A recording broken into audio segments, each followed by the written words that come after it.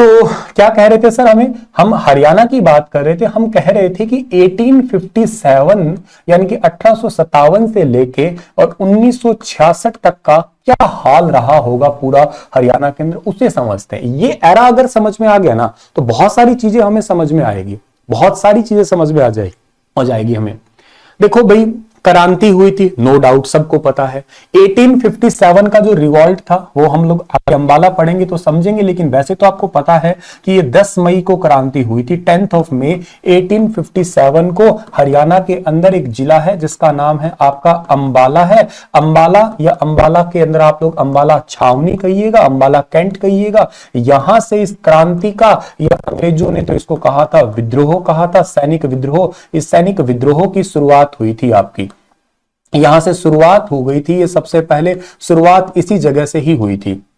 अच्छा सर, शुरुआत हुई थी, ये तो बात चलो हमें समझ में आती है, ठीक है, शुरुआत हो गई थी सबसे पहले, लेकिन खाली शुरुआत से बात नहीं बनती है। ये शुरुआत को क्या पता अंजाम मिल जाता, क्या पता ये पूरी भी हो जाती। लेकिन इसमें आपको अगर थोड़ा सा हिंट दूं, अभी आगे डिटेल में क्रांति को पढ़ाऊंगा, आज हमारा उसका विषय नहीं है, लेकिन इतना समझ लीजिएगा कि इसमें एक व्यक्ति था, गद्दार था, जिसका नाम क्या था, जिसका नाम था श्याम सिंह। ये श्याम सिंह नाम का गद्दार था। और इस श्याम सिंह ये कहां का बंदा था, ये जींद का था। इसने अंग्रेजों के कान में जाके और कानाफूसी कर दी, कहे भाई साहब क्या तुम इतने चौड़े होके फिर रहे हो, आज शाम को तुम्हारी लंका लगने वाली है। कहते हैं ये कैसे, कहते तुम चर्च में जाओगे नहीं, कि तुम्हें सबको घेर लिया जाएगा। देसी पलटन जो है ना वो यही बात कर रही थी।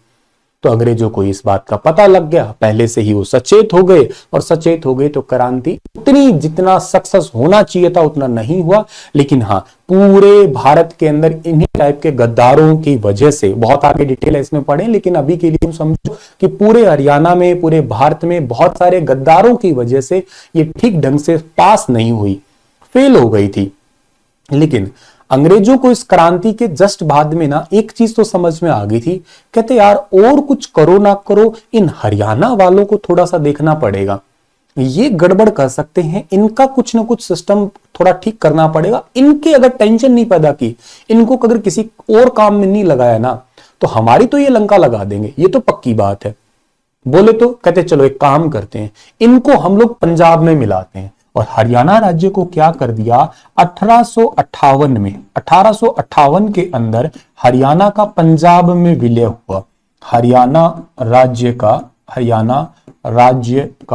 पंजाब में विलय हो गया आपका, पंजाब में विलय।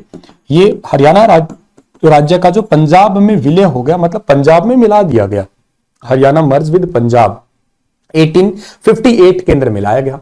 1858 के अंदर मिलाया गया था आपका, ये तो बात ठीक है। और उस टाइम पे इसको मिलाने का जो काम किया था ना, वो किया था लॉर्ड कैनिंग ने किया था। किसने किया था, ये भी बात आप लोगों को पता होना चाहिए, किसने किया था, लॉर्ड कैनिंग ने किया था। अच्छा सर, हमें लॉर्ड कैनिंग ने तो ठीक है, तो बात समझ में आती है, तो क्या मिला दिया, इसका मतलब क्या है? इसका मतलब यह है कि क्या हम पहले हरियाणा के नहीं थे, क्या हम किसी और के थे क्या पहले? हाँ, पहले हम किसी और के थे, हम 1857 के समय, मतलब हरियाणा पंजाब में मिलने से पहले, हरियाणा राज्य पंजाब में मिलने से पहले, हरियाणा राज्य पंजाब में मिलने से पहले किसका हिस्सा था? तो वो हिस्सा हुआ करता था उत्तर प्रदेश का, ठीक है ना, उत्तर प्रदेश का हिस्सा हुआ करता था, उत्तर प्रदेश का हिस्सा था, यानी कि उसका एक पार्ट था। सर यूपी में भी किसका पार्ट था आपका? तो यूपी में भी किसका पार्ट था? यूपी में वो कानपुर का पार्ट था वो आपका, यूपी में किसका हिस्सा था? कानपुर का। अच्छा सर, कानपुर, और एक्चुअली इसको एग्जैक्ट कहा जाए तो हम लोग आगरा जनपद का हिस्सा हुआ करते थे, ठीक है ना, आगरा जनपद का पार्ट था, या यूं कहिएगा आप लोग हिस्सा था। ये सिंपल सी बात हुई आपके पास में यहाँ पे, ठीक है ना। तो ये भी बात आप लोगों को यहां से याद कर लेना है डियर, ठीक है ना। अरे एक बात बताएं, ज्योति, प्रियंका, मतलब अभी ना तो मैम है क्लास में आपके आगे, मैम कर रहे हो आप, ना ही कोई और बात है। आपको दिख रहा है ना, क्लास पढ़ा रहे हैं, सुंदर से समझा रहे हैं, आप बहुत समझदार बच्चियां हो, पढ़ लो ना बेटा, क्यों ही कमेंट करना, कोई तुक ही नहीं है कमेंट का फिलहाल। कॉपी लो, पेन लो, बढ़िया से नोट्स बनाओ, बढ़िया से सीखो, सुनो ध्यान से एक टक होके सुनने की कोशिश करो, एबिलिटी बनाओ सुनने की, तो ही मजा आएगा। ऐसा नहीं बोलते रहे हर टाइम, लिखते रहे, कोई मतलब नहीं है इन कमेंट्स का। बाद में क्लास में जो मर्जी डाउट पूछना, अभी के लिए क्लास के बीच में कोई डाउट का लेना देना नहीं है, डाउट आने नहीं देंगे। आगे बात समझ में, ठीक है ना। बहुत प्यारी बच्ची हो, अभी पढ़ियो बेटा। तो 1858 में हरियाणा राज्य का पंजाब में विलय हो गया था। क्यों किया गया था सर हमारा? तो इसका मतलब इसलिए विलय किया गया था क्योंकि अंग्रेजों को एक बात समझ में आ गई कि थी भाई साहब ये पंगे कर सकते हैं, तो एक काम करते हैं, इन्हें थोड़ा सा सेटिंग करवाते हैं इनकी, और हमें मिला दिया यूपी, हम पहले हिस्सा थे यूपी से, हमें मिला दिया पंजाब के अंदर। पंजाब में मिलाने से क्या हो गया सर? अरे बहुत कुछ हो गया। ये बहुत कुछ ही तो पूरा पढ़ना है हमें, यही तो एग्जाम पर्सपेक्टिव इंपॉर्टेंट बन जाएगा हमारा। लेकिन अब यहां तक कितने क्वेश्चन बन गए हमारे? पहला क्वेश्चन, हरियाणा राज्य पंजाब में मिलने से पहले किसका हिस्सा था? तो आपका आंसर रहेगा कि ये यूपी का था। यूपी में कहां था? यूपी में कानपुर के आगरा जनपद में आया करता था पहले जमाने में। जनपद, महाजनपद, ऐसे कुछ सिस्टम बंटा हुआ करता था भारत के अंदर। अच्छा सर, इसके बाद में हरियाणा को पंजाब में कब मिलाया गया? 1858 के अंदर मिलाया गया। ये क्वेश्चन HSSC ने कई बार पूछा है हालांकि, कि कब मिलाया गया? 1858 में मिला गया। अच्छा, हरियाणा को जब पंजाब में मिलाया गया था उस समय गवर्नर कौन थे, या मतलब किसने मिलाया था? कहने का मतलब लॉर्ड कैनिंग ने मिलाया था। किसने मिलाया था? लॉर्ड कैनिंग ने मिलाया था। इतने सारे सवाल जो है ना आपके पास में यहां पे बन जाने चाहिए पूरे, ठीक है। यहां पे आपके पास में सबसे पहली बात, ये तो क्वेश्चन बन गया ना, ये 10 मई 1857 को अंबाला छावनी का विद्रोह हुआ था, सबसे पहली बात ये है। दूसरी बात आपके पास 1858 में हरियाणा राज्य को पंजाब में मिलाया, ये सीधा क्वेश्चन है। हम डायरेक्ट MCQ की बात करेंगे, ठीक है ना। अगली बात है कि हरियाणा राज्य को पंजाब में मिलने से पहले किसका पार्ट था? उत्तर प्रदेश का हिस्सा था। उत्तर प्रदेश में भी किसका था? कानपुर में भी आगरा जनपद कह दिया सर ने। चलो सर, इनको याद कर लिया हमने। अब अगले पड़ाव पे अगर जाने की कोशिश करते हैं, अगला जो हमारा हिस्सा आता है उसमें यह आता है कि सर हरियाणा को पंजाब में मिला दिया तो प्रॉब्लम अब लोगों को थोड़ी थोड़ी होने लगी है, क्योंकि रिश्तेदार, मित्रता, चीजें थोड़ी थोड़ी बदल रही है, और लैंग्वेज के साथ में आप टैकल अभी तो करने नहीं लगे, लेकिन थोड़ा यहां पे आपका हुआ था। आप अपने फोन की वॉल्यूम बढ़ा लीजिएगा, हमारी तरफ से बिल्कुल ठीक है, हम ऊंचा भी बोल रहे हैं, ठीक है ना, हमारी वॉल्यूम एकदम परफेक्ट जा रही है। यहां से आप अपने फोन या अपने एंड से देखिएगा, यहां से एकदम परफेक्ट निकल रहा है, एकदम ओके ऑडियो है, एकदम A1 है। सो आगे की बात अगर हम करते हैं तो आगे की बात हमें यह हुआ कि एक जनता दरबार लगा था आपका यहां पे पहली बार, ठीक है ना, 1860 में।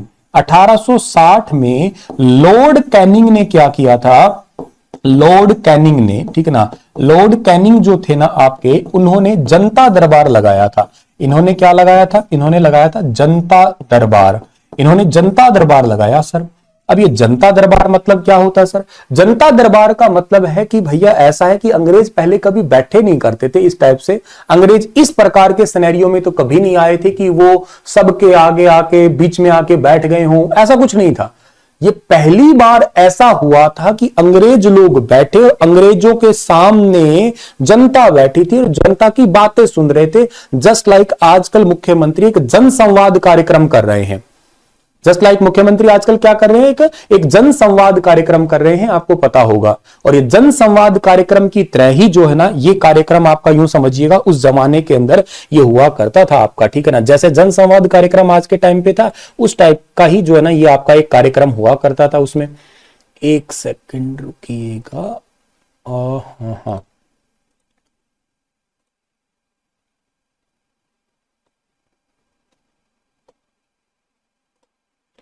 ठीक है। इसके बाद में अगर हम लोग थोड़ा और आगे जाते हैं, जनता दरबार किसने लगाया? जनता दरबार जो है ना ये लगाया लॉर्ड कैनिंग ने। अच्छा सर, ये कहां पे लगा था जनता दरबार? जनता दरबार लगा था आपका अंबाला के अंदर लगा था, ये याद रखिएगा आप लोग। जनता दरबार कहां पे लगा था? जनता दरबार जो है ना आपका लगा था यहाँ पे अंबाला के अंदर लगा था। अब थोड़ा सा वॉल्यूम बढ़ा दिया मैंने, मेरे एंड से चेक कर देना। जनता दरबार कहां पे लगा था आपका? अंबाला के अंदर लगा था, ये बात भी आप लोगों को याद रखना है, ठीक है सर। अंबाला के अंदर लगा था ये वाला। सर डेली करंट अफेयर बहुत अच्छे होते हैं, शुक्रिया। तो इसको आप लोग पहले कॉपी पे लिख लीजिएगा, इतने से एरा को जो है ना आप अपना कॉपी पे लिख लीजिएगा, काम आएगा आपको ये वाला पार्ट, ठीक है। कि यहाँ पे 3 क्वेश्चन बने हैं आपके इंपॉर्टेंट। पहला क्वेश्चन आपका ये बना है 10 मई 1857 को अंबाला छावनी विद्रोह की शुरुआत हुई थी, ठीक है ना, पहली बात। दूसरी बात है कि आपके पास में यहाँ पे हरियाणा राज्य का पंजाब में विलय कब हुआ था, 1858 में हुआ था, ठीक है ना। अच्छा सर, इसके बाद में तीसरी चीज क्या आई आपके पास में, तीसरा आया 1860 में लॉर्ड कैनिंग ने जनता दरबार लगाया था। और चौथा एमसीक्यू मैंने यहां पे बताया आप लोगों को कि हम हरियाणा में मिलने से पहले किसका पार्ट हुआ करते थे, तो हम लोग उत्तर प्रदेश का हिस्सा थे, कानपुर का आगरा जनपद का पार्ट हुआ करता था हरियाणा राज्य। इतनी सी बात आपको समझ में आ गई होगी। समझ में तो देखो बहुत सिंपल सी आ जाएगी, ठीक है ना, उसमें तो कोई दिक्कत ही नहीं है डियर, ठीक है ना। लेकिन मैंने ये कहा है श्याम सिंह नाम का व्यक्ति गद्दार था, ठीक है ना, इसने धोखा दिया था, ना कि मैंने ये कहा था इसने क्रांति स्टार्ट की थी, ठीक है ना, इसने धोखा दिया था, ये गद्दार था। मैंने ये कहीं नहीं कहा कि श्याम सिंह ने क्रांति स्टार्ट की या इसने विद्रोह स्टार्ट किया या इसको क्रांति का नाम दिया, क्रांति का नाम तो वीडी सावरकर ने दिया था, ऐसे मैंने कुछ कहा ही नहीं। मैंने कहा था श्याम सिंह नाम का व्यक्ति था, ये गद्दार था, इसने धोखा दिया था, इसने अंग्रेजों के जाके कान में कह दिया था। ये बात मैंने अभी कही है, वीडियो को पीछे करके सुन लेना ध्यान से, ठीक है। चलिए, नमस्कार बेटा, नमस्कार। चलिए सर जी आगे बढ़ते हैं हम लोग। एक तो बात हमारे पास में होगी। अब देखो ऐसा था, हरियाणा को पंजाब में मिला दिया। जैसे ही हरियाणा को पंजाब में मिलाया है ना, उसके बाद में लोगों के अंदर थोड़े मतभेद स्टार्ट हो गए, थोड़े प्रॉब्लम स्टार्ट हो गए आपके यहाँ पे। और वो प्रॉब्लम जो स्टार्ट हुए हैं ना आपके थोड़े, वो प्रॉब्लम क्या थे, वो प्रॉब्लम थे लैंग्वेज बैरियर आने लग गया है। और लैंग्वेज बैरियर आने लग गया, थोड़े विद्रोह, भाषा के आधार पे कोई विद्रोह हो सकता है सर? अरे हो ही सकता है भाई। मैं हिंदी बोल रहा हूं और मैं गुजरात में चला गया, मैं क्या कहते हैं कर्नाटका चला गया या तमिल चला गया, किसी ने कन्नड़ा में, किसी में मलयालम में, तेलुगु में मुझे कुछ बोल दिया, क्या समझ में आएगा? मुझे ऐसा लगेगा, हो सकता है उसके एक्सप्रेशन से समझ जाऊं मैं, और ना भी समझू तो हो सकता है मुझे लगा इसने कुछ गाली दे दी हो, मुझे कुछ कह दिया हो, और हो गया विद्रोह यहीं पे। यही विद्रोह हरियाणा के साथ में भी था। हरियाणा प्लस पंजाब का यही एक सेम जो है ना विद्रोह होना स्टार्ट हुआ। और एक्चुअली यहां पे क्या क्या प्रॉब्लम्स थी, उन्हीं को अगर हम लोग देखने की कोशिश करें तो सबसे पहली बात जो है ना आपकी, वो आपको देखने को मिलेगी 1907 के अंदर, 1907 के अंदर ऑफिशियली देखने को ऐसे मिल सकता है आपका। हरियाणा 1907 के अंदर ना एक लाला लाजपत राय जी थे, लाला लाजपत राय, लाला लाजपत राय, लाला लाजपत राय जी, इन्होंने अलग हरियाणा की मांग की थी, अलग हरियाणा की मांग। इनकी एक अलग हरियाणा की मांग थी, कहते हैं हमें एक अलग हरियाणा राज्य चाहिए, ठीक है ना, एक अलग हरियाणा राज्य चाहिए, अलग हरियाणा की मांग इन्होंने की थी। इनको एक्चुअली कहा जाता है पंजाब केसरी के नाम से पुकारा जाता है, ठीक है ना। हालांकि इनको आगे भी पढ़ लेंगे, पर फिलहाल के लिए दोबारा आएगा तो याद हो जाएगा तुम्हें, पंजाब केसरी के नाम से इनको पुकारा गया है, ठीक है। इनका जो कार्य क्षेत्र था ना वो हिसार का ही था, ठीक है ना, कार्य क्षेत्र, इनका कार्य क्षेत्र था हमारा हिसार, ठीक है ना, कार्य क्षेत्र इनका हिसार का था, ये भी बात आपको याद रखना है। और इनकी पार्टी कौन सी थी? इनकी पार्टी थी इंडियन नेशनल कांग्रेस, यानी कि आईएनसी थी, इंडियन नेशनल कांग्रेस इनकी पार्टी थी। तो भैया ऐसा था आपका यहाँ पे इनका कि इन्होंने कहा कि हमें एक अलग हरियाणा की मांग चाहिए, ठीक है ना। इनकी अलग हरियाणा क्यों? क्योंकि विद्रोह हो रहे थे छोटे छोटे। इनसे पहले 1893, 94, 95 के आसपास जो है ना एक लड़ाई हुई थी, विद्रोह हुई थी, उसकी कोई ऑफिशियल डेट जैसे ज्यादातर दिखने को नहीं मिलती। ये ऑफिशियल डेट एग्जाम पर्सपेक्टिव है, इसलिए 1907 में लाला लाजपत राय जी ने, मतलब आपके लिए सबसे पहला क्वेश्चन बना, ओवरऑल सबसे पहले अलग हरियाणा की मांग उठी थी ना, वो लाला लाजपत राय जी के द्वारा। अलग हरियाणा की मांग, पंजाब केसरी थे, इनका कार्य क्षेत्र हिसार था, इंडियन नेशनल कांग्रेस पार्टी से ये संबंधित थे। चलिए सर ये तो हुआ। इनके बाद में जो है ना लाहौर के अंदर कुछ फिर मांग उठी थी आपकी, एक स्वामी सत्यानंद जी के द्वारा। तो 2 नंबर पे हमारे पास में अब जो आएंगे ना वो है स्वामी सत्यानंद जी, 1923, 1923 के अंदर लाहौर में, ठीक है ना, लाहौर में स्वामी सत्यानंद जी और के साथ में कुछ लोग और भी थे, ठीक है ना, कुछ अन्य लोगों द्वारा, ठीक है ना, कुछ अन्य लोगों के द्वारा एक अलग हरियाणा की मांग, और ना केवल एक अलग हरियाणा की मांग के साथ में उन्होंने प्लस में एक पॉइंट ऐड ऑन किया कि ऐसा है कि हरियाणा तो रहे लेकिन हरियाणा की राजधानी दिल्ली बनाई जाए। क्योंकि पता ही है दिल्ली एक वैसे भी हिंदी क्षेत्र था आपका। तो इनकी पहली ऐसी मांग थी कि हरियाणा की राजधानी दिल्ली होनी चाहिए। हरियाणा की राजधानी, हरियाणा की राजधानी की डिमांड जो इनकी उठी थी ना, वो क्या उठनी थी? हरियाणा की राजधानी ये बोले होनी चाहिए जी, दिल्ली होनी चाहिए। इनकी पहली डिमांड ये भी उठी थी। तो दोनों ही बात आप लोगों को यहां से याद कर लेना है डियर, ठीक है ना। अच्छा सर, अब सीधी सी बात में आपका यहां से ये समझ में आया कि सर 1907 में लाला लाजपत राय जी अलग हरियाणा की मांग करके बैठे थे। सबसे पहले कब आया? 1907 के अंदर आया। उसके बाद पंजाब केसरी, ये इनका कार्य क्षेत्र, पंजाब केसरी का कार्य क्षेत्र क्या था? हिसार। तो लाला लाजपत राय जी का कार्य क्षेत्र क्या रह गया? पंजाब हो गया। और ये कांग्रेस पार्टी से थे। अब ये मांग ही आपको याद करनी है, ये ईयर वाइज चीजें याद करनी है कि हाँ भाई पहले 1907 था, उसके बाद में 1923 था। कुछ विद्वान जी ऐसे कह सकते हैं कि सर हमें ये तारीख याद नहीं होती है, हमें ये सन याद नहीं होते हैं। तो तुम्हें याद और होता क्या है प्रभु? याद तो करना पड़ेगा। अब जब पढ़ने ही लग गए हैं तो पढ़ाई में यही तो आएगा, और तो क्या आएगा? पढ़ने में यही तो चीजें आती है ना भाई। हाँ, साल याद कर लिया, कहानी याद कर ली, बातें याद कर ली, यही तो होता है ना। अब कैसे याद करें सर? पढ़ पढ़ के याद करें, समझ समझ के याद करें, 3-3 4-4 बार रिवाइज करें इनको, 3-3 4-4 बार, तब जाके याद हो जाएगा। सही बात हुई है ना ये तो सर क्या कहा? क्योंकि 1923 में लाहौर में स्वामी सत्यानंद और कुछ लोग अन्य लोग आए थे। उन्होंने कहा था कि हरियाणा की राजधानी दिल्ली होनी चाहिए, और के साथ में यह भी कहा कि एक अलग राज्य बना दीजिएगा। मांग पूरी होगी सर। अगर पूरी होती तो फिर 1966 ही क्यों पढ़ते? पूरी हो जाती तो 1966 ही क्यों पढ़ते हम लोग, ये बताइए। उसके बाद में अखिल भारतीय मुस्लिम अधिवेशन हुआ था, दिल्ली के अंदर हुआ था 1926 के अंदर, 1926 के अंदर हुआ है, 3 साल के बाद में ही समझिएगा। 1926 के अंदर जो है ना एक अखिल भारतीय मुस्लिम अधिवेशन हुआ है आपका, अखिल भारतीय मुस्लिम अधिवेशन हुआ है आपका, मुस्लिम लीग अधिवेशन। ये अधिवेशन जो है ना आपका, ये हुआ कहां पे है सर? ये अधिवेशन हुआ है सर जी हमारा दिल्ली के अंदर हुआ है, इस बात को याद रखना आप लोग। और इस अधिवेशन की जो अध्यक्षता की थी, इस अधिवेशन की जो अध्यक्षता करने वाले पर्सन जो थे ना आपके, उनका नाम था पीरजादा मोहम्मद हुसैन, ठीक है ना। उनका नाम क्या था? उनका नाम था पीरजादा मोहम्मद हुसैन।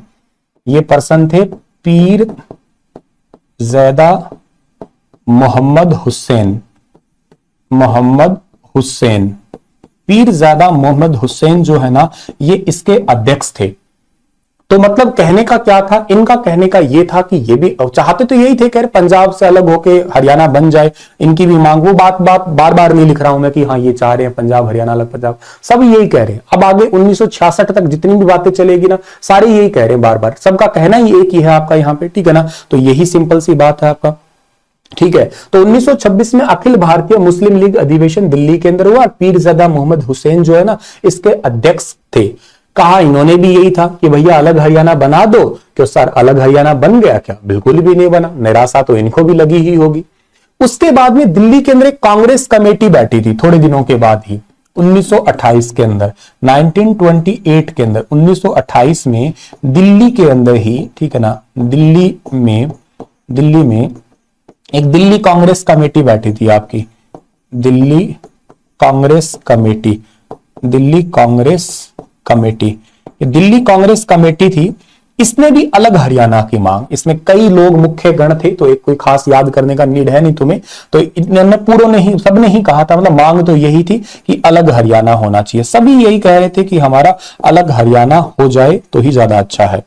यहां तक एक बार याद करने की कोशिश करिएगा। क्या पढ़ रहे हो आप लोग? हरियाणा के 1857 से लेके आगे हरियाणा बनने का पूरा सिनेरियो देख रहे हो आप। हरियाणा कैसे बना होगा, किन परिस्थितियों में बना होगा, क्या सिनेरियो रहे होंगे, क्या उस टाइम के हालात रहे होंगे, और हरियाणा क्यों अलग बना है वो भी जानने की कोशिश कर रहे हो। सबसे पहली बात, हमारे हरियाणा को अलग बनाने की बात दिमाग में कहां से आई थी? 1857 के रिवॉल्ट से स्टार्ट हुई थी, जो कि 10 अगस्त 1857 को अंबाला छावनी से स्टार्ट हुई थी, या विद्रोह कह सकते हो आप। इस विद्रोह में गद्दार कौन बताया मैंने? श्याम सिंह, जो जींद का रहने वाला था, इसने धोखा दिया था। उसके बाद में ये पूरी कहानी अपने आप में अलग है, इस कहानी से रिलेट नहीं करती, इसलिए इसको छोड़ के यूं समझिएगा कि क्रांति की शुरुआत ओवरऑल सबसे पहले हरियाणा में हुई है। आपने पहले कभी पढ़ा होगा मेरठ वगैरह से, लेकिन न्यूली हरियाणा करंट अफेयर है। कुरुक्षेत्र यूनिवर्सिटी का रिसर्च हुआ है कि ये क्रांति हरियाणा से ही स्टार्ट हुई है। करंट अफेयर हरियाणा की मैं बहुत बखूबी जानता इसलिए हूं क्योंकि मैं हर रोज नित्य नियम सुबह 5 बजे पढ़ा देता हूं। इस करके ही मैं मतलब थोड़ा उस चीज में रोज पढ़ता हूं तो समझिएगा याद भी होने लग गए हैं। तो उस बात पे मैं श्योरिटी या बड़े विश्वास के साथ कह रहा हूं कि हाँ, ये हरियाणा से हुई है। रिसर्च पेपर इस पे पब्लिश हो चुके हैं, कुरुक्षेत्र यूनिवर्सिटी के द्वारा पब्लिश हुए हैं, और हाँ, ये हरियाणा से ही स्टार्ट हुई है। इस क्रांति में हरियाणा से स्टार्ट होना और हरियाणा के लोगों ने बढ़ चढ़ के भाग लेना तो करके अंग्रेजों को सिरदर्दी बना दिया। अंग्रेजों को ये टेंशन होगी कि भाई ये लोग कुछ भी कर सकते हैं, इसलिए काम करो, अगर इनको शांत नहीं किया हमने या इनके टेंशन पैदा नहीं की तो ये हमारे टेंशन पैदा कर देंगे। तो हमें क्या किया गया, हम पहले यूपी में थे, आगरा जनपद या कानपुर के हिस्से में आते थे, हमें उठाया और पंजाब के साथ मर्ज कर दिया। और इसके पीछे अंग्रेजों का मंशा यह थी कि लैंग्वेज बैरियर पे आके लड़े, भाषा का विद्रोह होए। कंफर्म सी बात है यार, लैंग्वेज की वजह से तो आप लोगों का प्रॉब्लम तो क्रिएट होगा ही होगा ना, कंफर्म सी बात है। क्यों होगा, अंग्रेज जानते थे, अंग्रेज हम कभी भी मतलब अपने बाहुबल का प्रयोग नहीं करते थे, दिमाग का प्रयोग करते थे। और अंग्रेज क्या, दुनिया में जो भी इंसान ऊपर गया है थोड़ा समझदार है ना, वो अपना इस भेजे का प्रयोग करता है, दिमाग का प्रयोग करता है, बाहुबल का प्रयोग नहीं करता है, जुबान से चाचा चाचा नहीं करता है, वो दिमाग चलाता है, शांत रहता है, और वही इंसान हमेशा बहुत आगे और ऊंचा जाता है। ये तो खैर रीत है, दुनिया के इतिहास गवाह है। अंग्रेजों ने भी ज्यादा चाचा चाचा नहीं किया, ज्यादा परेशान नहीं किया, इन्होंने छोटा सा गेम खेला, दिमाग लगाया और अंग्रेजों को मिला दिया, सॉरी हरियाणा को पंजाब के साथ मिला दिया। कब मिलाया, 1858 में। किसने मिलाया, लॉर्ड कैनिंग ने। अरे बोलो ना मेरे साथ में, बोलो, किसने मिलाया, लॉर्ड कैनिंग ने। कब मिलाया, 1858 में। बोलो ना, अरे सर बोल तो रहे, आपको थोड़ा ना सुन रहे हैं। हाँ ठीक है, फिर बोल रहे हो तो बोलते रहो, याद करते रहो, वरना याद नहीं होगा। अच्छा सर मिला तो दिया हमें, ठीक बात है। अब ये बताइए जनता दरबार कब लगा, लोगों को थोड़ा सा राजी करने के लिए डाक सेवा वगैरह यहाँ पे स्टार्ट कर दी गई थी, ठीक है ना। और ये अंबाला में जनता दरबार लगा था आपका, इस दौरान यहाँ पे डाक सेवा की भी शुरुआत की गई थी। कहते तुम ऐसा है कि चिट्ठियां वगैरह भेजना चाहते हो, एक दूसरे से बातें वगैरह करना चाहते हो तो कर सकते हो, कोई खास बड़ी बात नहीं है। वो लिखे जो खत तुझे वो तेरी याद में सवेरा जब हुआ पापा ने पढ़ लिए वगैरह वगैरह, वो वाले खत तुम भेज सकते हो, डाक वगैरह तुम्हारा कोई इश्यू नहीं है। ठीक है, राजी हो गए थोड़े थोड़े तो अच्छी बात है। लेकिन फिर भी डिस्प्यूट बहुत होने लग गया, लोगों में थोड़ी प्रॉब्लम आ रही थी लैंग्वेज की। तो 1907 में एक बहुत ही प्रखर मुखर नेता जिनका नाम लाला लाजपत राय जी, इन्होंने कह दिया कि अलग हरियाणा बनना चाहिए, बिल्कुल बजा दिया, अलग हरियाणा बनना चाहिए, अलग हरियाणा बनना चाहिए। इनको पंजाब केसरी कहा जाता है, इनका कार्यक्षेत्र हिसार था और इंडियन नेशनल कांग्रेस पार्टी से ये संबंध रखा करते थे। ठीक बात है सर। 1923 में लाहौर में स्वामी सत्यानंद जी और साथ में कुछ अन्य लोग थे, उन्होंने हरियाणा की राजधानी कहा कि दिल्ली बन जानी चाहिए। ये भी एक अलग हरियाणा की मांग लेके चल गए थे आपके यहाँ पे, ठीक है ना। 1926 में अखिल भारतीय मुस्लिम लीग अधिवेशन हुआ था दिल्ली में, पीर ज़ैदा मोहम्मद हुसैन उसके अध्यक्ष थे। ये भी चाहते थे अलग हरियाणा बने, इनकी भी मांग थी लेकिन पूरी नहीं हुई। 28 में दिल्ली कांग्रेस कमेटी बैठी थी, इसका भी काम क्या मांग था, इसका भी मांग यही था कि अलग हरियाणा बने, लेकिन अलग हरियाणा नहीं बना। चलिए सर, अलग हरियाणा नहीं बना तो संघर्ष जारी रहेगा, पेपर पास नहीं हुआ तो दोबारा पेपर तो देना ही पड़ेगा, ठीक है ना। अब एक आगरा केंद्र महासम्मेलन होता है अगले ही साल सर छोटू राम जी के नेतृत्व में, ठीक है ना। 1929 के अंदर क्या होता है, 1929 के अंदर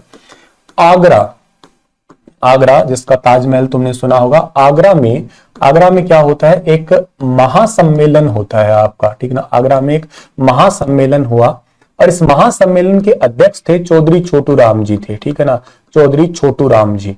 और चौधरी छोटू राम जो है ना, इन्होंने भी एक अलग हरियाणा की मांग की थी। मतलब इस आगरा महासम्मेलन का जो मुख्य विषय था, जो मेन थीम था आपका, मुख्य विषय इसका क्या था आपका, या आप लोग ऐसा लिख लीजिएगा, इस सम्मेलन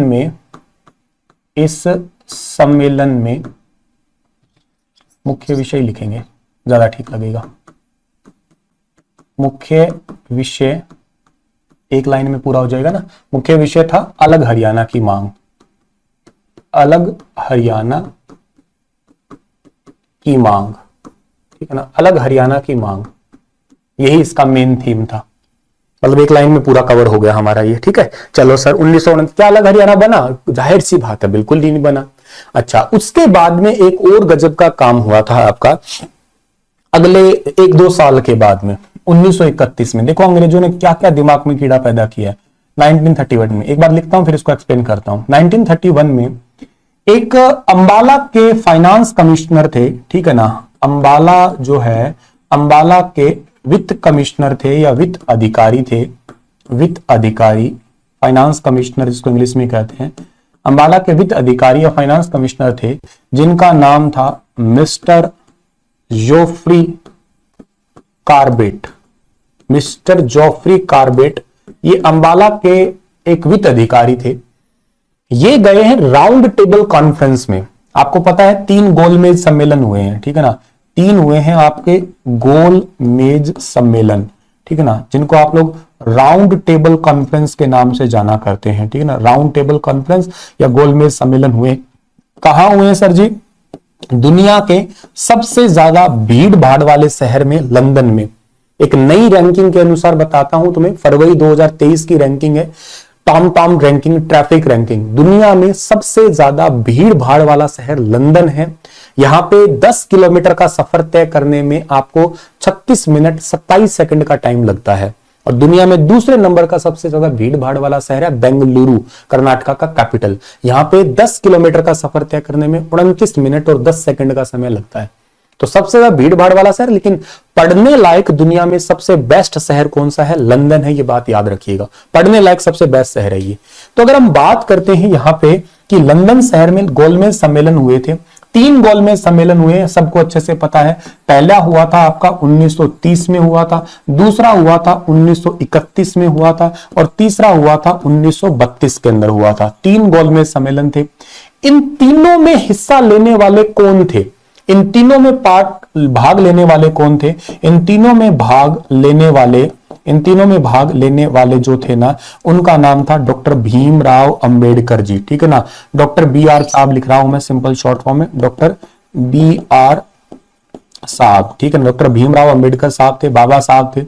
अच्छा, इनमें से एकमात्र में गांधी जी ने भाग लिया है, एकमात्र में, वन एंड ओनली में हमारे गांधी जी आए थे इसमें, ठीक है ना। एकमात्र में गांधी जी भी आए थे। और गांधी जी जिसमें एकमात्र में आए थे ना, वो था आपका सेकंड राउंड टेबल कॉन्फ्रेंस था आपका। वो कौन सा था? सेकंड राउंड टेबल कॉन्फ्रेंस था। बोले तो सर कौन सा था वो? 1931 का था। और उसी 1931 वाले में ये मिस्टर जोफ्री कार्बेट भी भाई साहब आ गए, उसके अंदर वो भी आ गए। और ये आके ऐसे, राउंड टेबल का मतलब यूं समझ रहे हैं ना आप लोग, ऐसे गोल गोल टेबल लगी है, यहां पे कुर्सियां लगी है, यहां पे बैठे हैं, ठीक है ना, यहां पे बैठे हैं आमने सामने, यहां पे बैठे हैं इस तरीके से, ठीक है ना। ऐसे राउंड टेबल कॉन्फ्रेंस इस तरीके से चारों तरफ यहाँ पे चाय वाय रखी, बातें खा रहे हैं एक दूसरे से आमने सामने। बातें तो वही जो अलग मांग उठ रही थी, वही बातें सही चल रही थी। किस प्रकार की बात चल रही थी भैया? भारत को किस तरीके से उनसे पीछा छुड़वाया जाए। लेकिन ये जो मिस्टर जॉफरी कार्बेट है ना, ये बोले मेरा एक सवाल है, आई हैव ए डाउट। कहते क्या डाउट है तुम्हारा? डाउट कहते ये है मेरा कि अलग हरियाणा बनाना है। ओहो फिटे मुंह तेरे। गांधी जी का कोई रिएक्शन नहीं था। गांधी जी ने पूछा क्यों, कोई रिएक्शन क्यों नहीं दिया? कहते भाई साहब भारत तो पहले ते अपना बना ले, क्या भारत तुम्हारा है? ये तो इनके हाथ में पड़ा है, तुम अलग हरियाणा की मांग कर रहे हो। अरे पहले भारत हमारा बन जाएगा, खुद का हो जाएगा, तो फिर अलग हरियाणा तो कभी बन जाएगा, क्या ही फर्क पड़ता है। तो क्या ही बात कर दी, छोटी बात कर दी तुमने तो, बच्चों वाली बात। ये अंग्रेजों का बसाया हुआ दिमाग में कीड़ा जो था, परेशानी जो इतनी चल रही थी आपकी कि 1931 में, मतलब आपका बहुत इंपॉर्टेंट क्वेश्चन है कि बताइए किस गोलमेज सम्मेलन में अलग हरियाणा की मांग उठी थी? सेकंड राउंड टेबल कॉन्फ्रेंस में अलग हरियाणा की मांग उठी थी। आपसे अगर यह पूछ लिया जाए कि उसमें किसने उठाई थी? मिस्टर जॉफरी कार्बेट ने। तीनों गोलमेज सम्मेलन में कौन हिस्से लिए थे? तो उनका नाम था बाबा साहब थे। अच्छा, एकमात्र में गांधी जी आए थे, वो कौन सा था? वो दूसरे वाला था। ठीक है सर, इतनी भी बात हुई। अब अगली बात पे बात करते, क्या इसमें अलग हरियाणा की मांग पूरी हुई? कैसे ही हो सकती है, कोई चांस ही नहीं था आपका। हाँ, इसके बाद में पानीपत के रहने वाले देश बंधु साहब थे, उन्होंने भी ऐसे ही कुछ कहा था कि अलग हरियाणा बनना चाहिए। अगले ही साल में इनकी डिमांड थी। 1932 के अंदर, 1932 के अंदर पानीपत के रहने वाले, ठीक है ना, पानीपत के दीन बंधु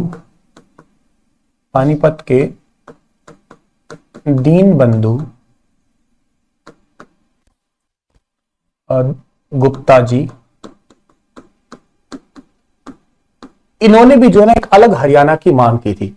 दीन बंधु गलती है, देश बंधु लिखना चाहिए, देश बंधु गुप्ता जी, इन्होंने भी क्या की मांग की थी, अलग हरियाणा की, अलग हरियाणा, अलग हरियाणा की मांग इन्होंने की। क्या मांग पूरी हुई सर जी? बिल्कुल भी नहीं हुई, ठीक है ना।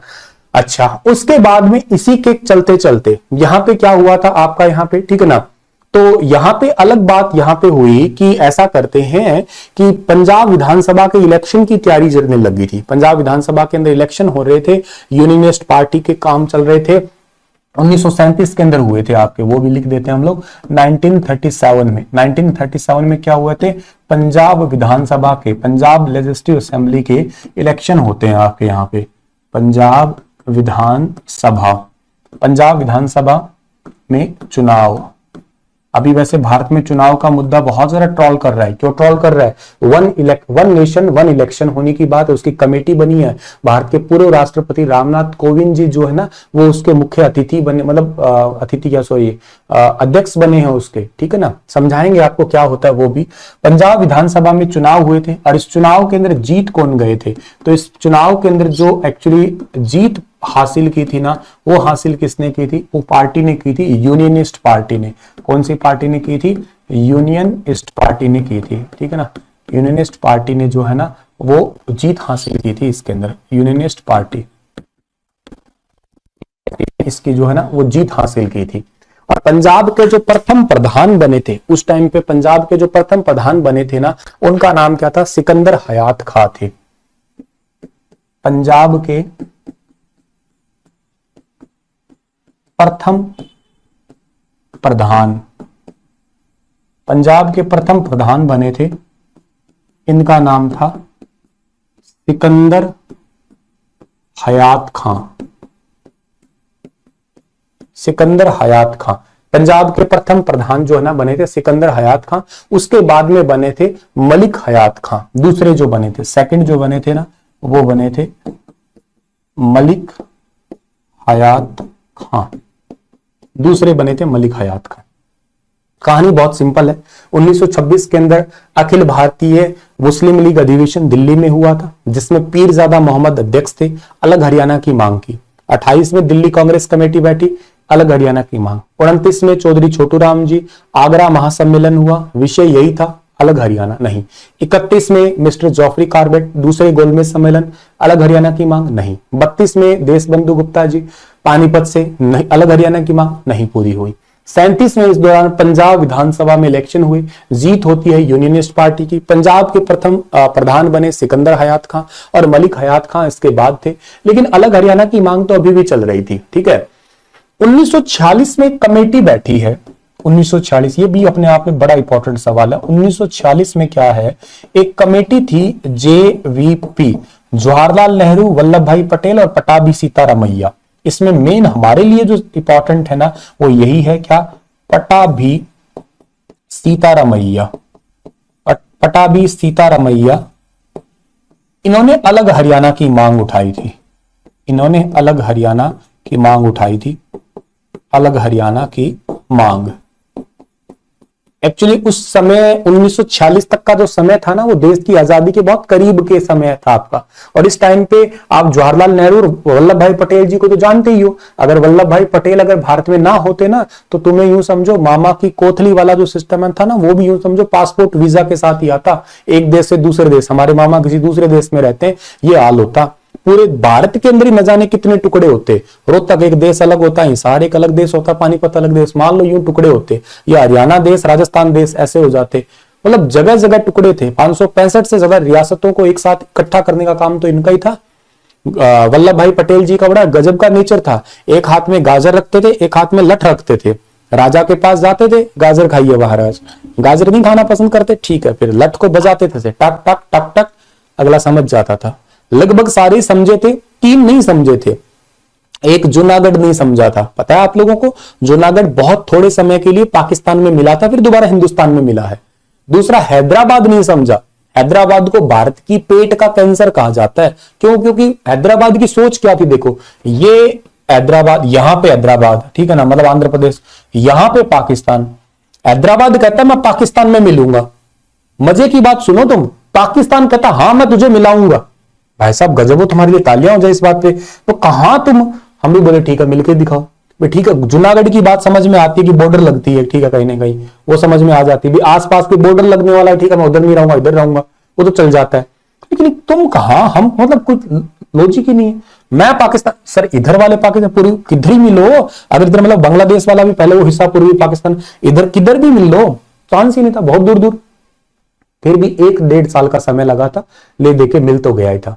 और तीसरा आपको पता ही है महाराजा हरि सिंह वाला, जो जम्मू एंड कश्मीर है, आज तक उसका डिस्प्यूट है, रिजोल्व नहीं हो पा रहा है। तो ये पटाभी सीतारामैया, जवाहरलाल नेहरू और वल्लभ भाई पटेल उस समय की कमेटी, उन कमेटी में से पटाभी सीतारामैया जी का जो, इन दोनों का काम बाकी देश के लिए था, इनका काम ये हरियाणा पंजाब का भी अपने आप में मसला था, इस मसले को सॉल्व करना चाह रहे थे।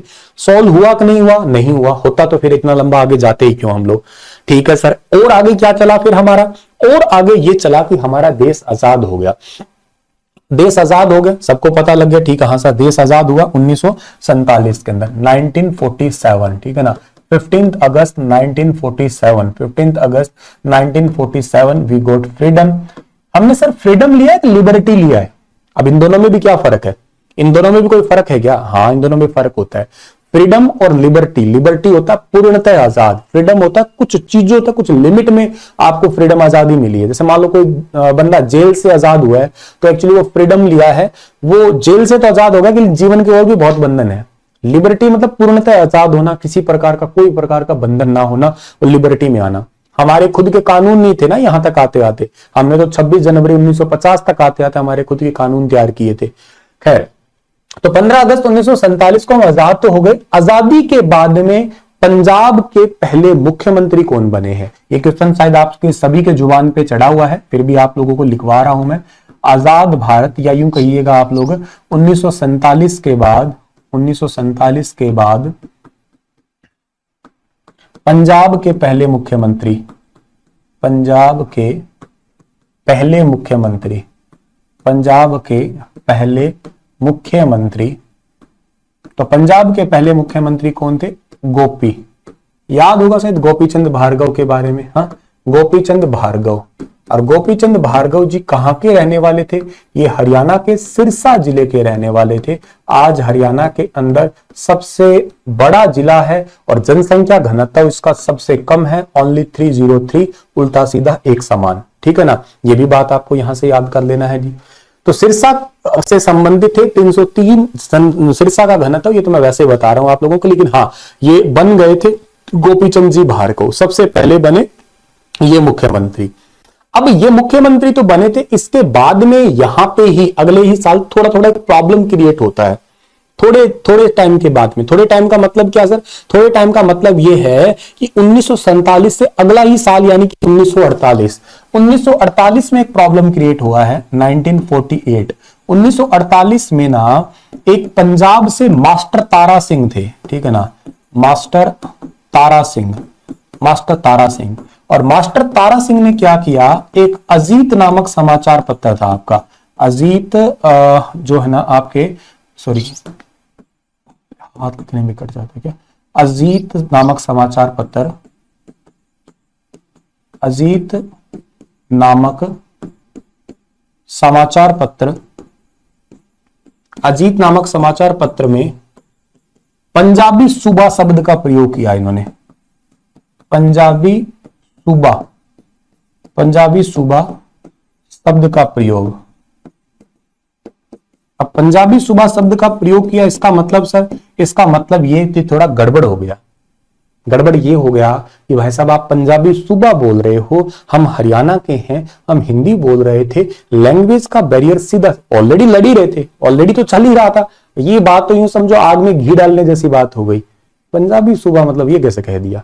ओहो, क्रिएट हो गया यहाँ पे मसला। तो मसला क्रिएट हो गया इस शब्द ने, या इस वजह से और तेज मांग उठ गई थी, और तेज मांग उठी थी। और थोड़े समय बाद में ही जो है ना एक मुख्यमंत्री बनते हैं यहाँ पे भीमसेन सच्चर। इसी दौरान ही जो है ना मुख्यमंत्री, मतलब पंजाब के अगले मुख्यमंत्री होते हैं, पंजाब के अगले मुख्यमंत्री, अगले मुख्यमंत्री वो थे भीमसेन सच्चर, भीमसेन सच्चर।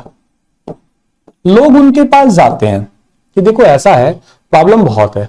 क्या है प्रॉब्लम? प्रॉब्लम ये, राम राम बेटा, राम राम, ठीक है ना। प्रॉब्लम ये है कि जाके कहते हैं कि देखो हमारे बालक ना पढ़ ना रहे हैं।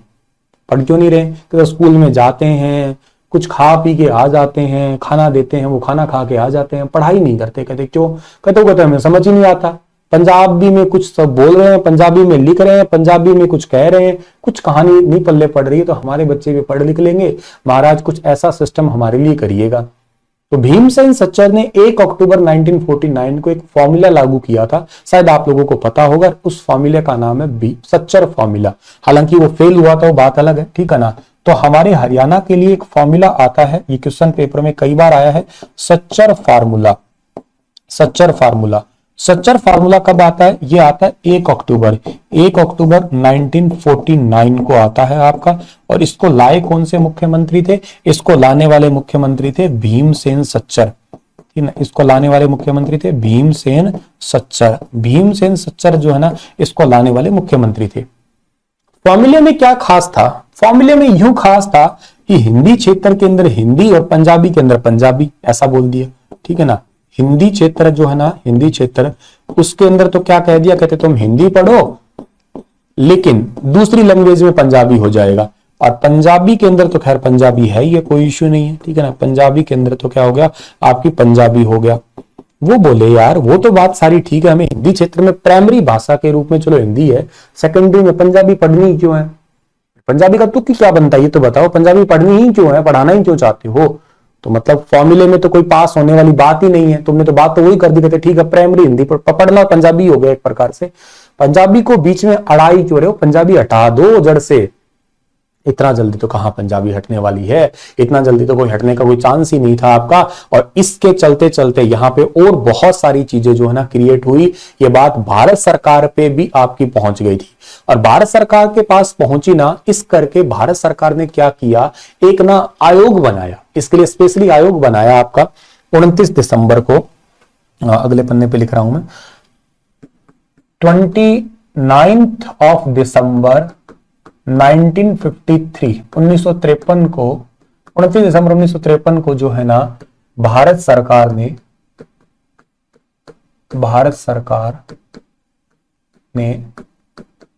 फजल अली आयोग,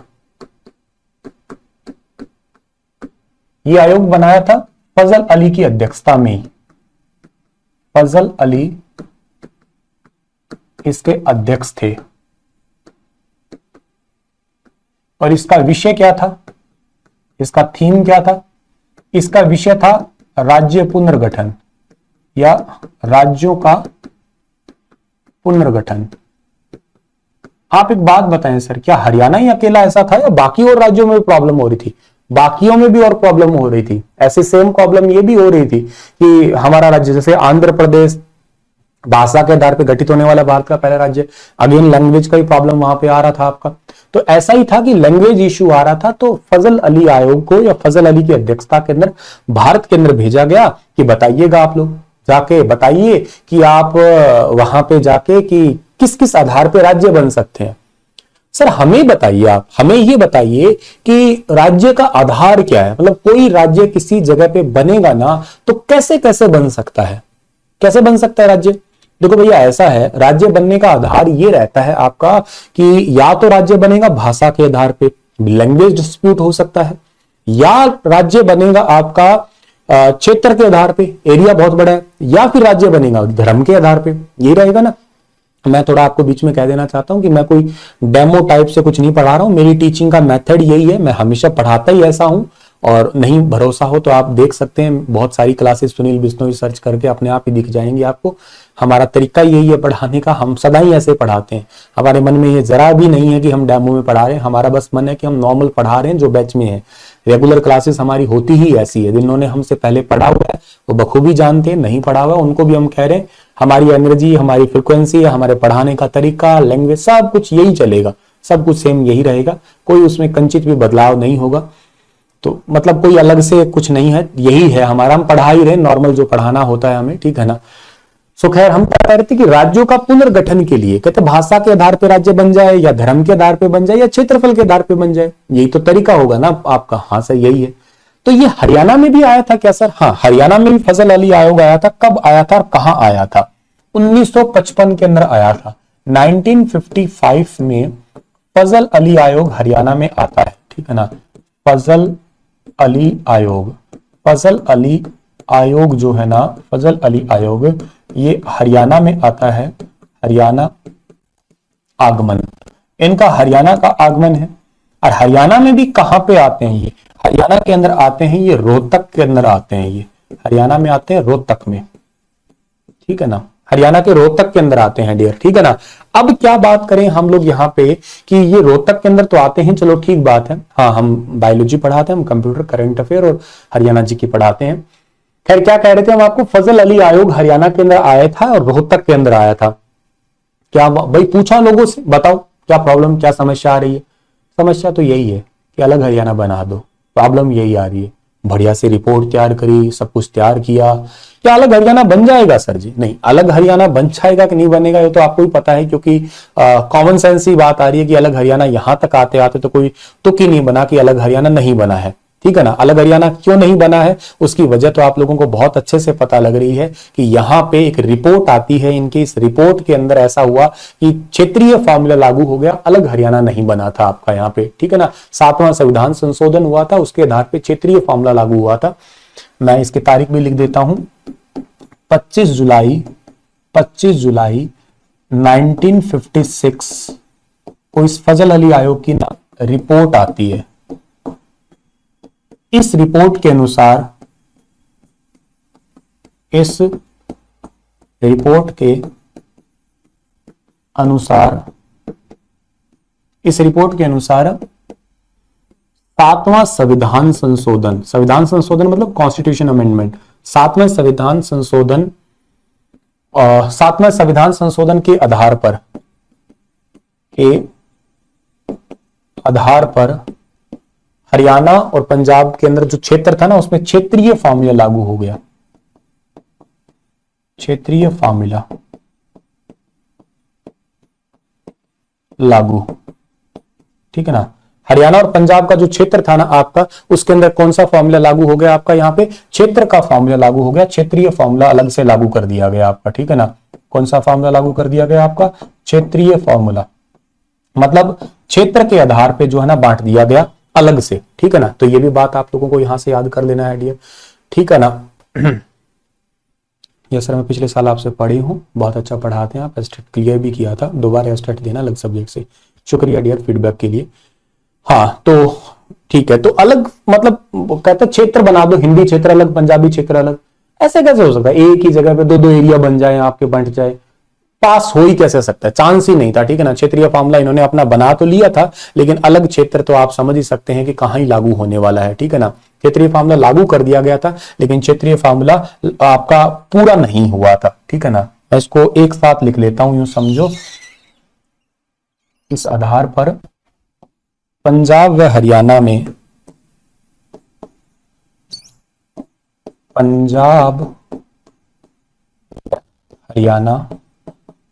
व हरियाणा में क्षेत्रीय फॉर्मूला लागू हुआ पर सफल नहीं हुआ। लागू क्षेत्र और पंजाबी भाषी क्षेत्र अलग, मतलब पता क्या चीज है? अपनी मनमर्जी की सरकार है क्या तुम्हारी? अपनी मर्जी से कह दिया, कहते ये इलाका हो गया हिंदी क्षेत्र, ये इलाका हो गया पंजाबी क्षेत्र। अच्छा, हिंदी पंजाबी बना के अपने आप चौधरी और बन गए, राजा और बन गए। कैसे राजा बन गए? कि हिंदी क्षेत्र के जो राजा बने थे ना, कहते मैं ये चलाऊंगा, तो हिंदी क्षेत्र के अंदर अपने आप को राजा बनाते दिखाई दिए तुम्हें बलवंत तायल, ठीक है ना, जिनका नाम था बलवंत तायल। अच्छा, पंजाबी वाले कौन थे? वो तो आपको पहले से पता होना चाहिए। पंजाबी, तो पंजाबी क्षेत्र के जो राजा बनने को तैयार हुए थे ना, वो हुए थे मास्टर तारा सिंह, मास्टर तारा सिंह, ठीक है ना, मास्टर तारा सिंह। ये वही आदमी है जो यूं कहिएगा आप लोग की बिगन की जड़ कहिएगा, ठीक है ना। ये छोटी सी जो चिंगारी लगाई है ना, इसने सुरसराहट जो फैलाई है ना, वो यही भाई साहब थे। इन्होंने अजीत नामक समाचार पत्र में पंजाबी सूबा लिखा। तो क्या हो गया सर, लिख दिया तो लिख दिया, ओहो लिख दिया तो क्यों नहीं हो गया, तो पंजाबी सूबा लिख दिया तो हम कहां जाएंगे, मैं कि न जावा, थे रहो तो मैं कि न जावा, होगी ना प्रॉब्लम भाई। जब अगर आप हमारा आपका करने लग गए बंटवारा, तो प्रॉब्लम तो क्रिएट होनी है ना। हाँ सर होनी तो है क्रिएट। तो ऐसे ऐसे बना के तैयार हो गई है, बैठ गए कहते हम हिंदी चलाएंगे, हम पंजाबी चलाएंगे।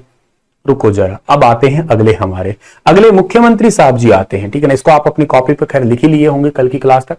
अगले मुख्यमंत्री आते हैं आपके यहाँ पे, ठीक है ना, और सीएम प्रताप कैरो सिंह आते हैं। इसको चलो यहीं पे लिखता हूं रेड कलर के पेन से, या इसको थोड़ा ऊपर कर लेते हैं, हमारे पास ये ऑप्शन है, ऐसे कर लेते हैं। तो 1957 के अंदर, 1957 में न्यू सीएम है, नए मुख्यमंत्री है, नाम है इनका सरदार प्रताप कैरो सिंह। सरदार प्रताप कैरो सिंह ये बोले कि देखो ऐसा है, तुम चुपचाप बैठ जाओ, सारे के सारे चुपचाप बैठ जाओ। मतलब कहते ये क्या है, ये क्या ड्रामा बनाया तुमने, हिंदी अलग बना दिया, पंजाबी अलग, एक ही राज्य में तुम्हारी मर्जी चलेगी, बिल्कुल नहीं चलेगी। इन्होंने क्षेत्रीय फॉर्मूला को इनकार कर दिया, ठीक है ना। मतलब आप एग्जाम पर्सपेक्टिव तो ये क्वेश्चन बनेगा कि क्षेत्रीय फॉर्मूला को किसने इनकार किया, सरदार प्रताप कैरो सिंह ने इनकार किया है, ठीक है ना। तो क्षेत्रीय फॉर्मूला रद्द करने वाले सीएम सरदार प्रताप कैरो सिंह। बहुत दंगे हुए थे उस टाइम पे, बहुत प्रॉब्लम क्रिएट हुई थी। प्रॉब्लम कैसे टाइप की क्रिएट हुई थी, लोग कह रहे थे कि भाई ये सही है, ये सही है, लोग धरने पे बैठे थे। अब देखो धरने पे कोई बैठ जाता है तो उस टाइम पे अगर मुख्यमंत्री चाहे और लॉ एंड ऑर्डर पूरा अच्छे तरीके से वो अप्लाई करने बैठे, तो धरने पे किसी को बैठने नहीं देंगे। वाटर टैंक यूज करें या किस तरीके से डंडे यूज करें या फायर ब्रिगेड, कुछ भी यूज कर सकते हैं ये, और हटाने के लिए सरकार अगर चाहती है तो किसी को भी खदेड़ सकती है। यूं समझिएगा, आप लोगों ने कभी एस्फा के बारे में सुना है क्या, हो सकता है सुना होगा एस्फा के बारे में आप लोगों का। एस्फा के बारे में सुना है तो armed forces special power act, कभी सुना है तो ठीक है, नहीं सुना तो अभी सुन लेना। काम का फुल फॉर्म है armed forces special power act, नाम सुना होगा तुमने। ये हमारे भारत के अंदर आया था ना 1947-48 के दौरान ऑर्डिनेंस के रूप में। उस टाइम पे जब आजाद हुए थे तो दंगे बहुत हो रहे थे, रॉयट्स बहुत हो रहे थे, दंगे हो रहे, दंगे को रोके कैसे। अब तुम सारे के सारे हुड़दंग मचाने लग जाओ, ये करो वो करो, कोई कमेंट पे कमेंट करने लग जाए, कोई कुछ ही करे, कोई कुछ ही करे, कोई कुछ ही करे, तो मैं तुम्हें कैसे रोकूं। मैं पहले तो ये कहूंगा बच्चा पढ़ लो, पढ़ा रहा हूं, नोट्स बना लो, लिख लो, फिर भी नहीं रुक रहे तुम लोग, तो मेरे पास ऑप्शन क्या है, ब्लॉक का। उठा के ब्लॉक कर दो, फिर ब्लॉक कर दिया, उसके बाद क्या करना है, उसके बाद ठीक है चुप आराम से, नीलवटे सन्नाटा। यहां पे एस्फा के अंदर यूं ही था, समझाया मान जाओ यार, मत करो लड़ाई, नहीं माने, बंदूक उठाई, गोली टाक, उड़ गया, मार दिया। क्यों मारा, हमारी मर्जी, एस्फा लगा दिया। एस्फा मतलब देखते ही गोली मारने का अधिकार, आर्मी से कोई पूछेगा नहीं, आर्मी पे कोई केस नहीं करेगा। यही रॉयट्स बंद करने का तरीका है जो हमारे ईस्टर्न साइड में लगा हुआ है, कुछ राज्यों के अंदर प्रभावित है एस्फा। ये बहुत सिक्योरिटी देता है, हालांकि इसके बड़े प्रोज और कॉन्स है, बहुत लंबी गाथा है वो अपने आप में समझाने के लिए, लेकिन एक थोड़ा हिंट रूप में बता रहा हूं कि सरकार इसी टाइप से है, इस टाइप का ही कुछ अधिकार लेके, और जो ये क्षेत्रीय फॉर्मूला के लिए हिंदी पंजाबी के लिए कुछ कर रहे थे ना, उनको सबको खदेड़ दिया। और ये क्षेत्रीय फॉर्मूला उस समय के लिए जो है ना सरकार ने रद्द कर दिया। सरकार ने रद्द कर दिया तो फिर क्या हुआ, पंजाब के अंदर भी एक आंदोलन स्टार्ट हो गया। अब पंजाब वाले बोले भी हमें भी अलग चाहिए, तुम एक साथ रह ही नहीं सकते हैं। 1960 में 1960 में एक जन आंदोलन होता है आपका, एक होता है जन आंदोलन होता है। और जन आंदोलन जो है ना, ये किससे संबंधित था आपका, ये जन आंदोलन संबंधित था आपका पंजाबी सूबे से रिलेटेड, पंजाबी सूबे के लिए। अब पंजाब वाले भी बोले कि भैया ऐसा है कि तुम अगर हमारे साथ नहीं रहना चाहते तो हम भी तुम्हारे साथ नहीं रहना चाहते, और इन्होंने भी जो है ना डिमांड कर दी कि हम भी अलग रहना चाहते हैं। और एक आंदोलन हुआ है पंजाब की तरफ से। पंजाब की तरफ से बहुत कम आंदोलन देखने को मिले हैं, लेकिन हरियाणा वालों ने ज्यादा किए थे। उनमें से एक आंदोलन जरूरी है, जन आंदोलन कब हुआ था, पंजाब के अंदर 1960 के अंदर हुआ था। यह साल आप लोग याद कर सकते हो। एक व्यक्ति बड़े इंपॉर्टेंट है यहाँ पे, जिनका नाम आप लोग और हम पढ़ने वाले हैं, इसको आप कॉपी पे लिख लेना एक बार के लिए। इसको मैं 1 सेकंड के लिए रोक देता हूं, अगर कॉपी पे लिख रहे हो तो आप लोग।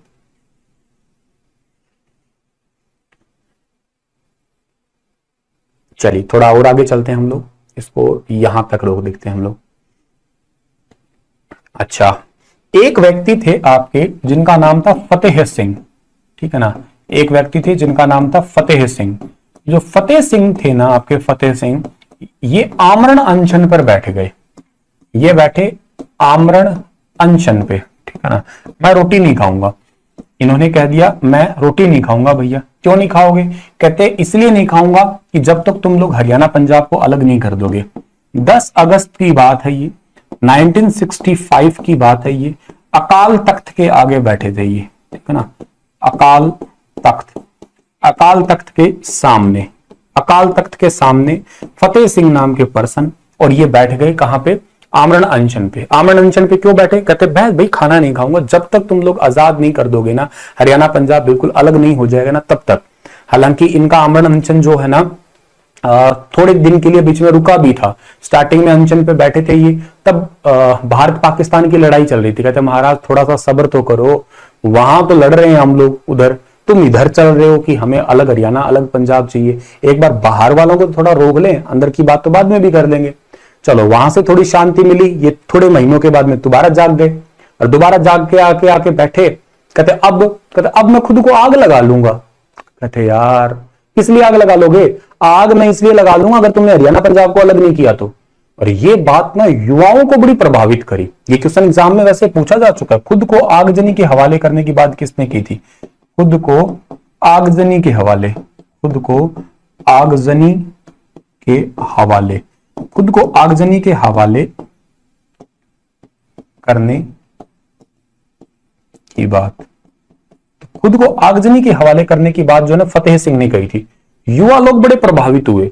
युवा लोग अरे बोले यार वो हमारे लिए इतना कुछ कर रहा है तो हमें भी कुछ, जैसे मान लेते हैं कि मैं ये कह दूं कि बेटा इस पेपर के लिए मैं अगर ये पेपर पास, मान लो सीईटी का एग्जाम ही लगा लेते हैं, चलो कि सीईटी का एग्जाम अगर क्वालिफाई नहीं हुआ तो मैं जान दे दूंगा, ठीक है ना। तुम लोगों ने कहा यार सर हमारे लिए इतना करे, चलो हम भी अपनी जान दे देते हैं, प्रोटेस्ट करते हैं ये, ठीक है ना। तो अगर सारे एक साथ मिलके आते हैं तो बहुत ज्यादा इसका इंपैक्ट भी पड़ता है कहीं ना कहीं। ऐसा इंपैक्ट डालने के लिए फतेह सिंह और इन फतेह सिंह की कहीं ना कहीं बात मानी भी गई है, क्योंकि इसके बाद में एक्चुअली प्रोसेस स्टार्ट हो गया है। अब आप सारे प्रोसेस पढ़ोगे इजी वाले, अब ना मांगे बंद होगी, समझ लीजिएगा। अब वो समय आ चुका है कि अलग हरियाणा बन जाएगा आपका। अब अलग हरियाणा बनेगा, कैसे बनेगा आपका? इसके लिए सबसे पहले जो है ना आपका एक गुलजारी लाल नंदा साहब ने जो है ना बिल पेश किया था 23 सितंबर 1965 के दिन। सबसे पहले तो 23 सितंबर 1965 की बात करते हैं हम लोग। 23 सितंबर 1965 को उस समय के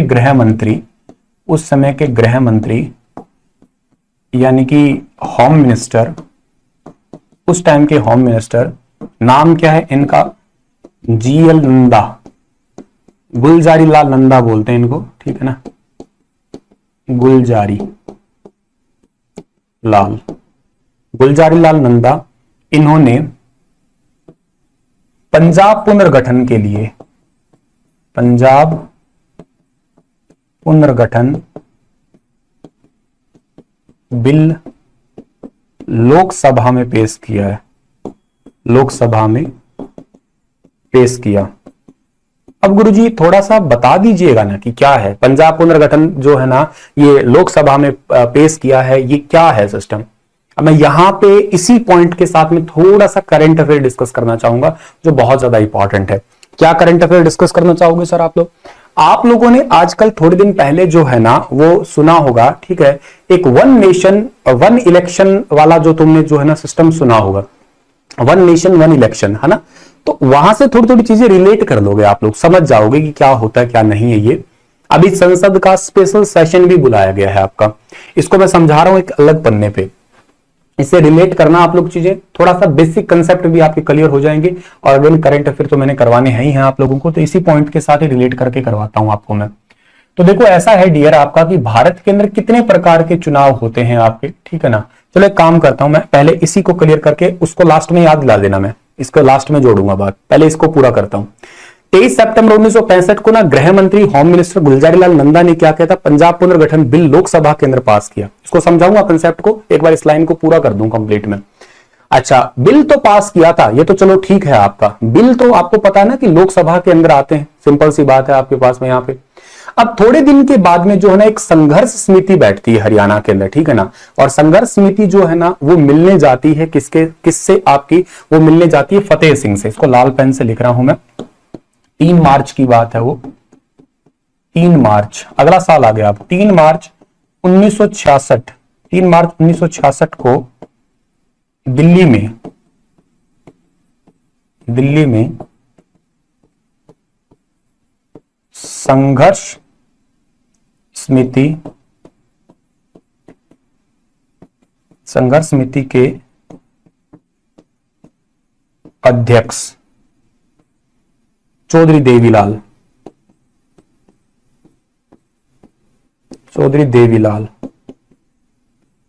ने फतेह सिंह से मुलाकात की है, फतेह सिंह से मुलाकात, ठीक है ना, जिंदा रहने के लिए एक मुलाकात जरूरी है। तो इन्होंने संघर्ष समिति ने क्या किया है, एक मुलाकात की है, किसके साथ में मुलाकात की है, मुलाकात की है जो आपका है, एक सेकंड, ये संघर्ष समिति के जो अध्यक्ष हैं चौधरी देवीलाल। अब ये क्वेश्चन भी करंट अफेयर वाला बहुत इंपॉर्टेंट बन गया है आपका यहाँ पे, ठीक है ना, क्या कि दिल्ली में संघर्ष समिति के अध्यक्ष है चौधरी देवीलाल। अच्छा, संघर्ष समिति के अध्यक्ष कौन थे, चौधरी देवीलाल थे, ठीक है, याद रखना। इन्होंने फतेह सिंह से मुलाकात की क्योंकि वो अनशन पे बैठे थे ऑलरेडी, ठीक है ना। कहते हाँ भाई साहब क्या चल रहा है, भूख भाग लगी है क्या, कहते भूख तो लग रही है, कहते खाना खा ले, फिर कहते खालक कैसे लो, यहाँ कसम तो खा ली, वादा तो कर लिया, मिलने की तुम कोशिश करना, वादा कभी ना करना, वादा तो टूट जाता है। अब वादा तो टूट जाता है महाराज, तो खाना खा ले यार, चोरी छुपे क्या फर्क पड़ता है, ऐसे कैसे खा ले, अलग हरियाणा अलग पंजाब बनाते रहेंगे। देखो हमारे कहने पे बिल भी पास हो गया है, ठीक है, सही है, तुम क्या चाहते हो, तुम क्यों आए हो बताइएगा, हम भी इसीलिए ही आए हैं, हम भी तुम्हारे साथ नहीं रहना चाहते, ठीक है ना, तुम भी अलग हम भी अलग, सही मुद्दे पे जा रहे हो, तुम सही लाइन पे जा रहे हो, हम भी सही लाइन पे जा रहे हैं, और इसी करके कहते थोड़ा सा हमारा भी बहुमत रहेगा, हम लोग लोकसभा के अंदर जाते हैं तो बड़ा फायदा भी रहेगा हमारा। और इसी के चलते चलते जो है ना 23 अप्रैल 1966 को फिर एक सीमा आयोग तैयार कर दिया गया। भारत सरकार भी कहीं ना कहीं झुक रही है आपकी। 23 अप्रैल 1966, 23 अप्रैल 1966 को भारत में सीमा आयोग बना है। ये सीमा आयोग मतलब सर जी, सीमा आयोग का मतलब यह कि भैया बाउंड्री तो बनाओ, एरिया बनाओ, कहां तक पंजाब और कहां तक हरियाणा, एरिया तो बताओ, डिसाइड करके तो बताओ, ऐसे कैसे काम चलेगा। हाँ, एरिया बना लेते हैं। सीमा आयोग बनाया तो है, सीमा आयोग के अध्यक्ष कौन थे, सीमा आयोग में 3 लोग थे एक्चुअली। एक का नाम आपको शायद अच्छे से याद होगा, जिनका नाम है JC शाह, ठीक है ना, इसी करके ये अध्यक्ष थे एक्चुअली, यही बंदे अध्यक्ष थे, और ये अध्यक्ष थे ना, इसी करके इसको कई जगह पे ये लिख दिया करते हैं JC शाह आयोग, JC शाह आयोग,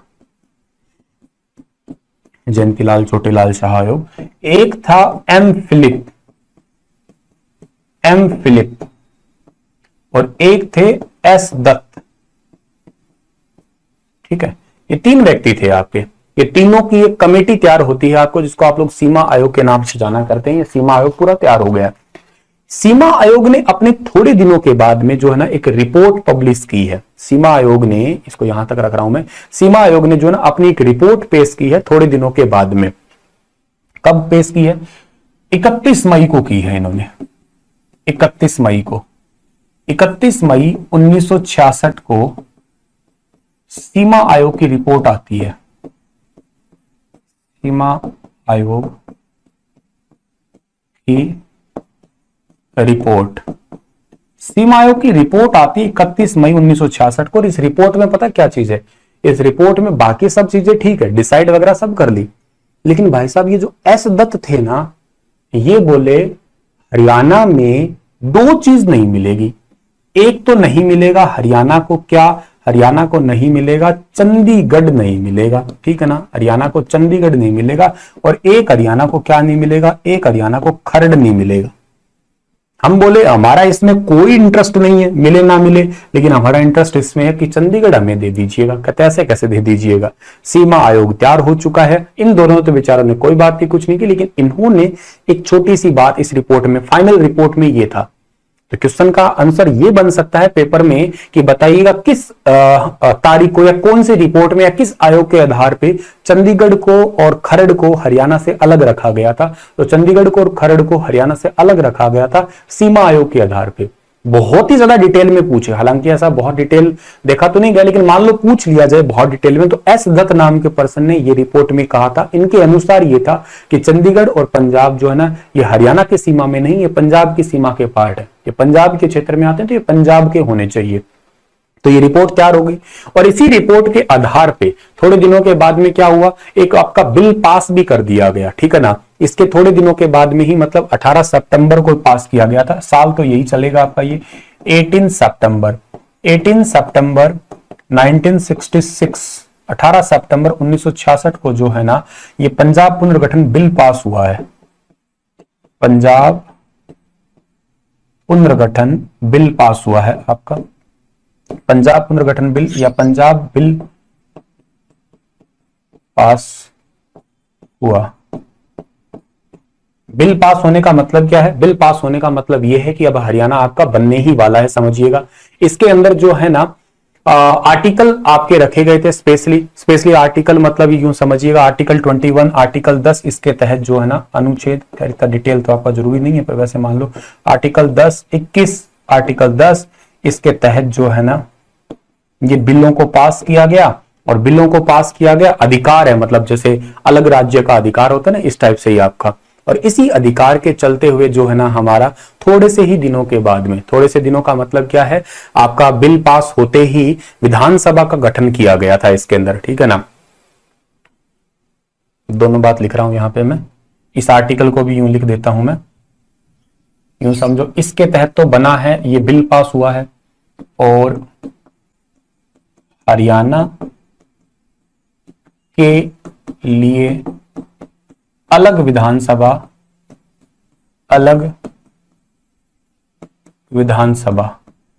हरियाणा के लिए जो अलग विधानसभा जो है ना आपकी, इसके लिए क्या बात हुई आपकी, अलग विधानसभा हरियाणा के लिए, ये आर्टिकल नंबर 10 है इसके तहत, ठीक है। 1 नवंबर 1966 को हरियाणा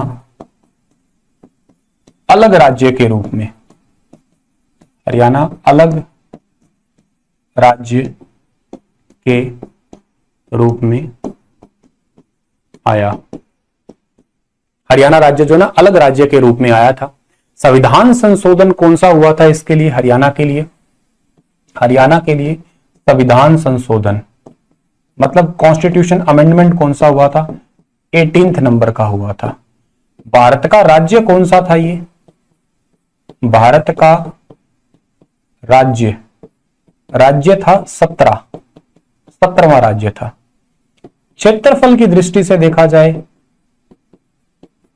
क्षेत्रफल एरिया के अकॉर्डिंग, पता है आप लोगों को हरियाणा का वर्तमान में जो है ना वो एरिया आपका जो है ना वो कितना है, क्षेत्रफल की दृष्टि से हरियाणा 21वां राज्य है। हरियाणा का स्थान 21वां है। 21वां क्यों बोल दिया भला सर, हमने तो 20 में पढ़ा है।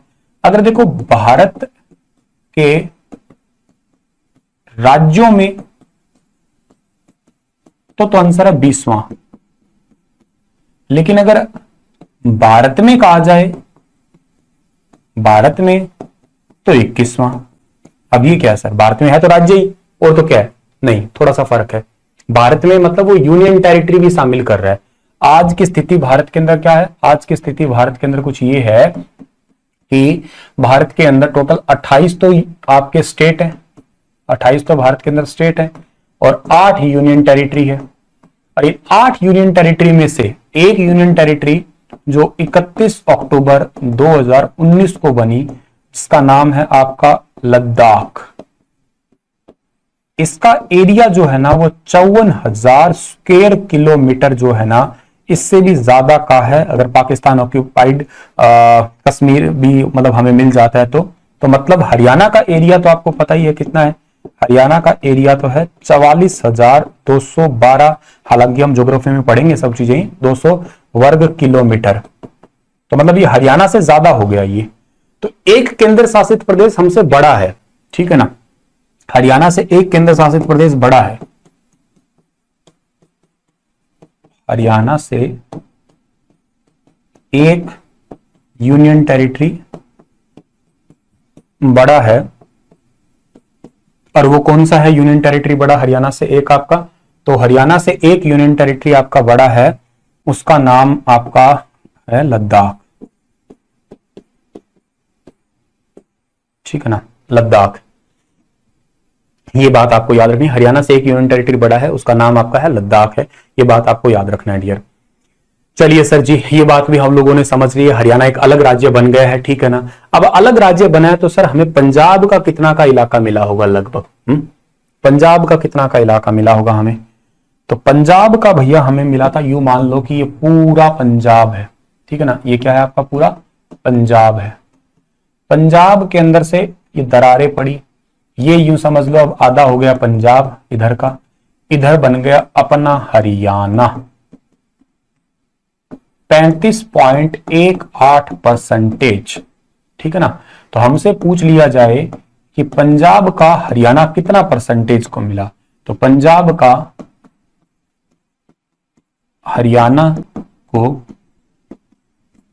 35.18% हिस्सा मिला है। इतना हिस्सा हरियाणा के लिए मिला है सर जी, ठीक है ना। अच्छा सर जी, भारत में हमारा कहां कोई परसेंटेज नंबर आता है क्या? भारत में भी हम कहीं अस्तित्व में रखते हो, भारत में भी हमारा कहीं पग है सर? हाँ है तो सही भाई, 1, 2, 3, 4%। ये क्या बता दिया आपने?